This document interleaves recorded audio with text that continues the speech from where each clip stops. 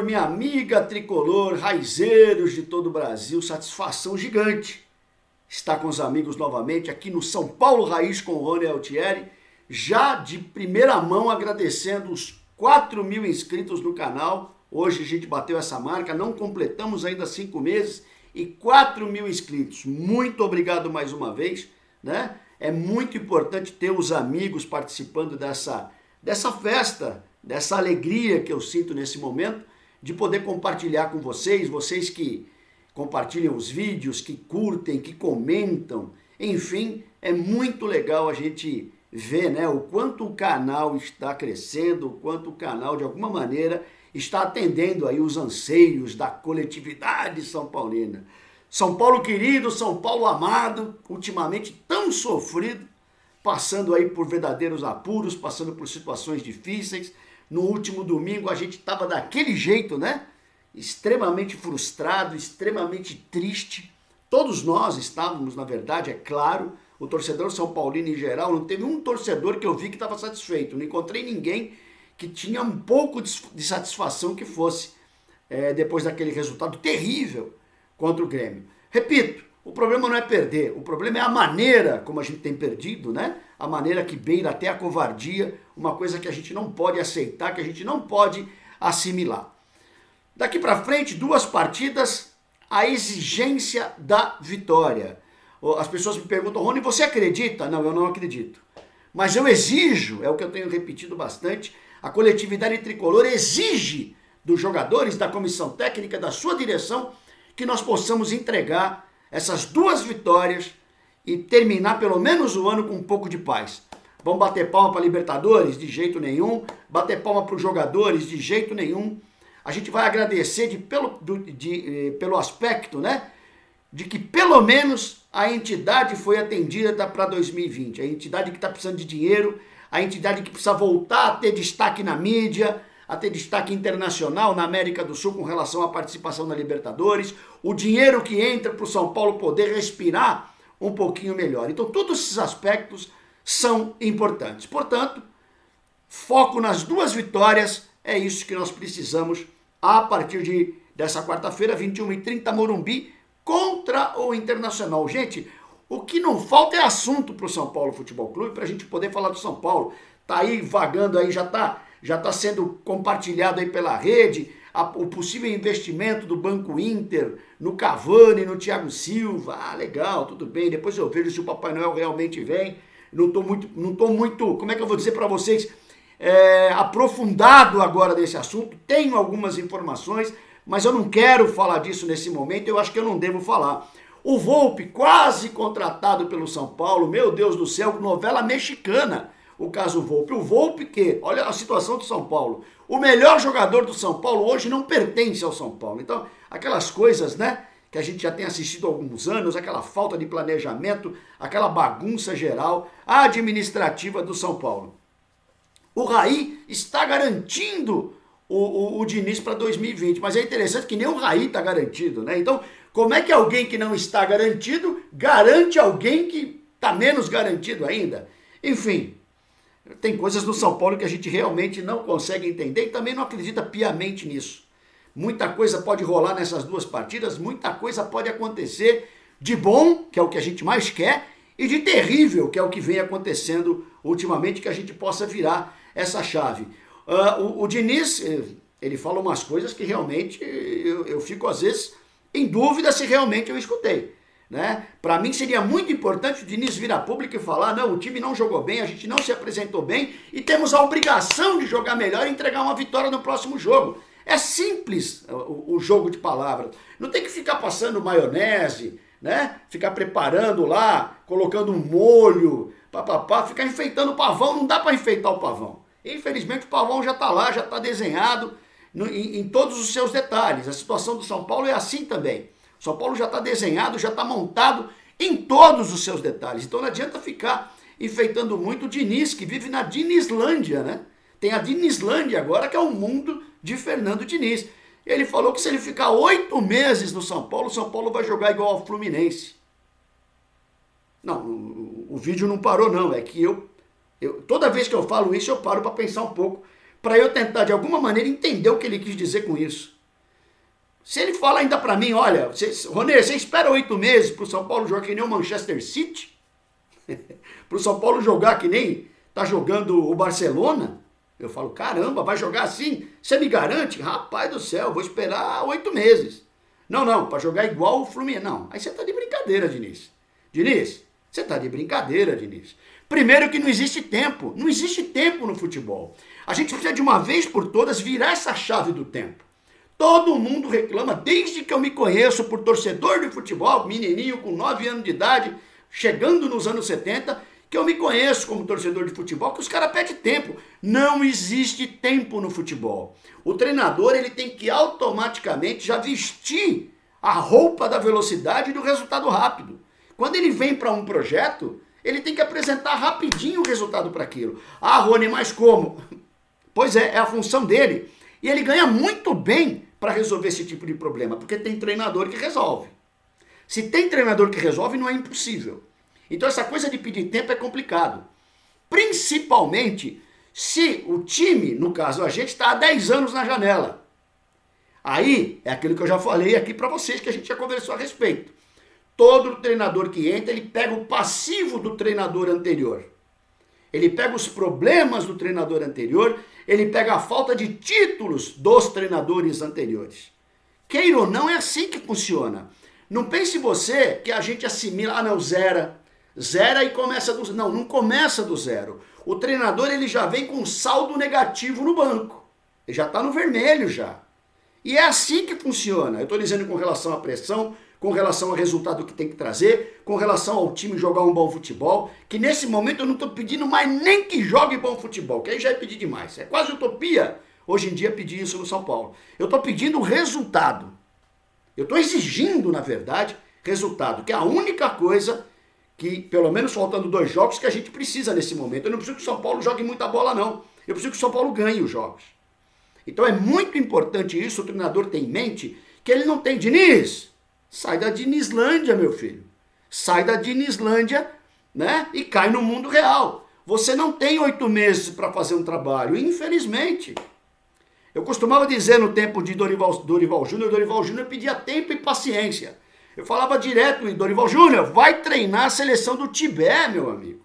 Você quer paciência, você quer calma, você não quer pressão, você quer paz e quer tempo, vai treinar a seleção do Tibete. Porque não tem outro lugar para treinar com esse tipo de coisa. Nenhum time dá tempo, nenhum time no futebol brasileiro ou mesmo internacional tem tempo para isso. A gente não tem mais tempo para nada. O resultado tem que vir amanhã. O treinador sabe disso. Só que assim, quando ele não vem bem, o que ele faz?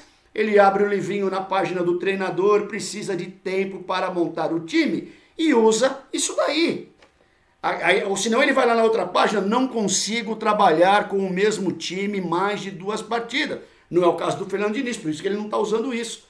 O elenco está na mão dele, todo mundo que ele quer. É tanta coisa no menu que eu não sei o que comer, não é, Raul Seixas? No caso do Diniz, não sabe o que comer, ele não sabe como é que ele monta esse time. Porque toda vez que ele monta, o time não joga absolutamente nada. Portanto, Diniz, 25% de aproveitamento em campeonatos brasileiros. É pouco demais, né?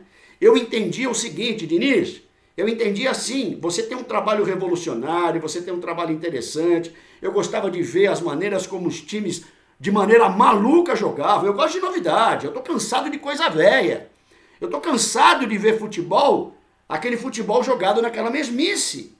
Então eu achava que o Diniz ele poderia revolucionar um pouco aquilo que a gente vê no futebol brasileiro. Precisaram 2 treinadores estrangeiros chegar para fazer. Mas eu entendia que o Diniz aliaria o seu conhecimento tático, a maneira dele jogar, até certo ponto irresponsável, maluca, porém diferente, ele aliaria com a qualidade técnica dos jogadores do São Paulo. E aí ele ia potencializar essa forma de jogar. Porque no Atlético ele não tinha um grande elenco, no Fluminense ele não tinha um grande elenco, então pensei que pudesse ter chegado esse momento.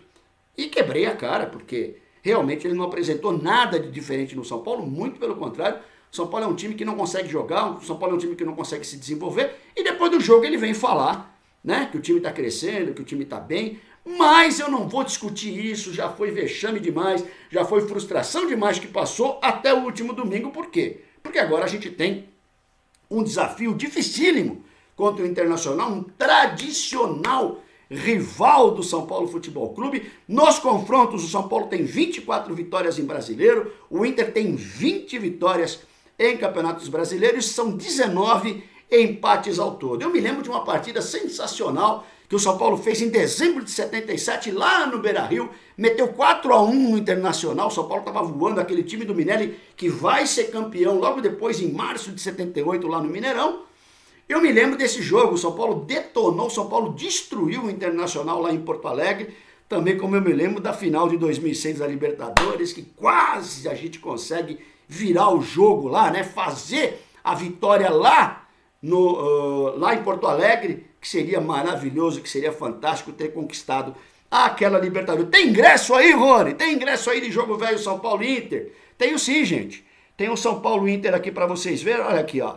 São Paulo e Inter de 1981, cara. Abril de 1981. E eu tenho um aqui também de fevereiro de 1980, Morumbi. O São Paulo tomou de 3-1 em 80. Já se vão 40 anos, meu amigo. Pelo amor de Deus.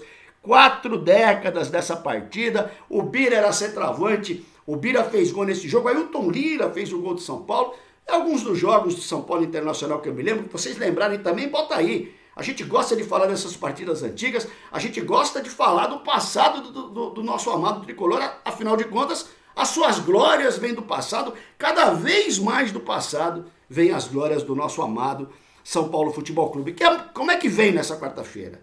Qual é a expectativa do São Paulo para essa quarta-feira? O que a gente espera do São Paulo? Meu Deus do céu, a gente não está esperando nada, na verdade. Diante do que nós temos assistido, diante do show de horror, né, sem fim que a gente tem assistido, a gente não tem esperado muita coisa. A gente fica até receoso exatamente disso. Mas o São Paulo tem uma oportunidade gigante de reverter isso. O São Paulo tem uma oportunidade gigante de virar essa chave e mostrar um outro tipo de atitude para a torcida.